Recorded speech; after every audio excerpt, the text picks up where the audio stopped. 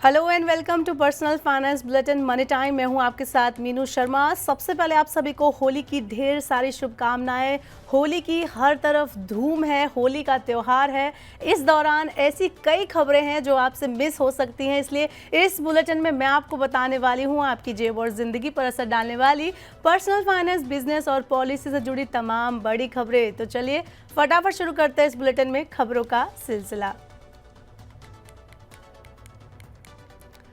Share बाजार में गिरावट का दौर जारी है। निफ्टी अपने ऑल टाइम हाई से लगभग 15% नीचे गिर चुका है, लेकिन बाजार में आई इस भारी गिरावट का सबसे ज्यादा असर रिटेल इन्वेस्टर्स पर पड़ा है, जबकि ग्लोबल फंड्स इस उतार चढ़ाव से कम प्रभावित हुए हैं।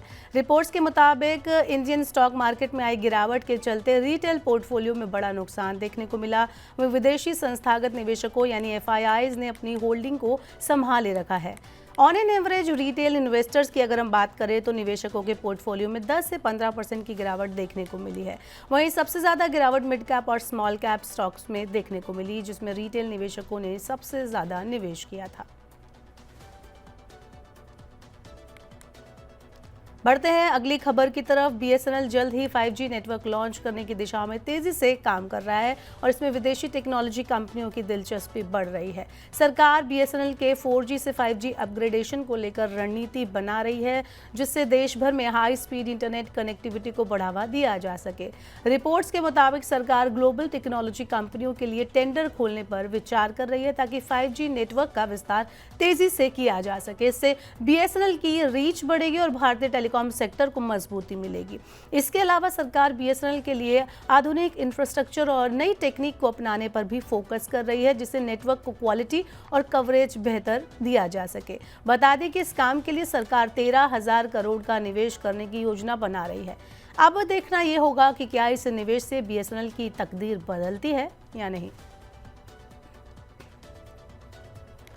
बढ़ते हैं अगली खबर की तरफ। बाजार की गिरावट के कारण एक तरफ जहां म्यूचुअल फंड में निवेश घटता जा रहा है, वहीं गोल्ड निवेशकों की पहली पसंद बन चुका है। फरवरी महीने में गोल्ड ईटीएफ में इनफ्लो 99% YOY बढ़कर 3,074 करोड़ रुपए पहुंच गया, जो पिछले साल फरवरी में 1,543 करोड़ रुपए था। सोने की कीमतों में मजबूती और महंगाई के खिलाफ हेज के रूप में निवेशकों का झुकाव जो है वो गोल्ड ईटीएफ की तरफ बढ़ता ही जा रहा है और लगातार बढ़ा भी है।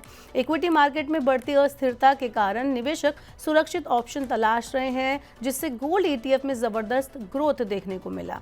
एक्सपर्ट्स का मानना है कि आने वाले महीने में भी गोल्ड ईटीएफ में निवेश बढ़ सकता है, खासकर जब बाजार में उतार चढ़ाव जारी रहेगा।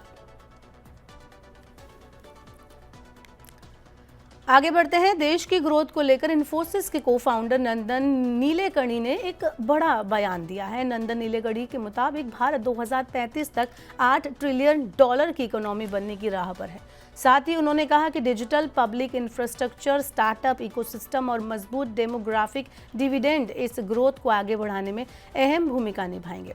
आपको बता दें कि डिजिटल पेमेंट, आधार और यूपीआई जैसी टेक्नोलॉजीज भारत की अर्थव्यवस्था को तेज गति से बढ़ा रही है। नीलेकणी का मानना है कि भारत अगले दशक में दुनिया का सबसे तेजी से बढ़ने वाला अर्थव्यवस्था देश बन जाएगा, जिसमें रोजगार और निवेश के बड़े मौके बनेंगे। हालांकि उन्होंने इसके लिए एआई, स्टार्टअप और स्किलिंग को आवश्यक कड़ी बताया। चलिए आगे बढ़ते हैं एक इंटरेस्टिंग खबर की तरफ। बाइक टैक्सी सर्विस देने वाली रैपिडो फूड डिलीवरी मार्केट में कदम रखने की तैयारी कर रही है। जी हां, आपने एकदम सही सुना। कंपनी जल्द ही जोमेटो और स्विगी को कड़ी टक्कर देने की प्लानिंग कर रही है। रिपोर्ट्स के मुताबिक रैपिडो किफायती और तेज फूड डिलीवरी सर्विस पर फोकस कर रही है, जिससे छोटे शहरों में भी उसकी पकड़ मजबूत हो सके। वर्तमान में भारतीय फूड डिलीवरी मार्केट पूरी तरह से जोमेटो और स्विगी के दबदबे में है, लेकिन रैपिडो अपनी कम लागत और मजबूत डिलीवरी नेटवर्क के जरिए इसे बदलने की कोशिश कर सकता है। रैपिडो पहले ही बाइक टैक्सी और लॉजिस्टिक्स में अपनी जगह बना चुका है और अब डाइवर्सिफिकेशन के जरिए अपने बिजनेस को और आगे ले जाना चाहता है। कंपनी की रणनीति ये दर्शाती है कि वो टियर 2 और टियर 3 शहरों में ज्यादा ग्राहकों तक पहुंचना चाहती है, जहां फूड डिलीवरी की मौजूदा सर्विस की पहुंच सीमित है।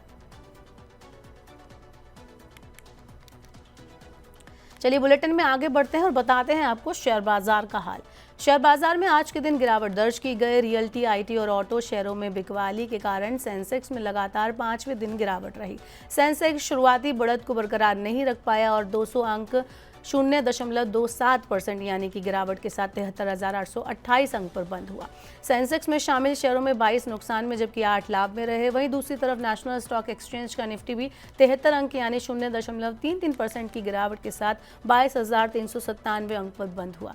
कारोबार के दौरान एक समय 93 अंक तक टूट गया था। सेंसेक्स में शामिल 30 शेयरों में से Zomato, Tata Motors, IndusInd Bank, Asian Paint, Bajaj Finance, Maruti Suzuki India, Adani Ports, Hindustan Unilever, Reliance Industries, Bajaj Finserv, UltraTech Cement और इन्फोसिस प्रमुख रूप से नुकसान में रहे। वहीं दूसरी तरफ लाभ में रहने वाले शेयरों में भारतीय state bank, ICICI bank, Tata steel, NTPC, Tata consultancy services, power grid, Kotak Mahindra bank और सन फार्मास्यूटिकल शामिल हैं। तो ये थी मनी टाइम में आज की तमाम बड़ी खबरें। वक्त हो गया आपसे विदा लेने का। अब आपसे होगी सोमवार को मुलाकात। पर्सनल फाइनेंस से जुड़ी खबरों को पढ़ने, सुनने, उनसे जुड़े खास कार्यक्रमों को अगर आप देखना चाहते हैं तो मनी 9 के यूट्यूब चैनल को जरूर सब्सक्राइब कर लें। साथ ही आज होली का दिन है। आपको ये बुलेटिन कैसा लगा नीचे कमेंट बॉक्स में अपनी राय हमें जरूर दें। फिलहाल के लिए इस बुलेटिन में इतना ही। बने रहिए मनी 9 के साथ। नमस्कार, हैप्पी होली।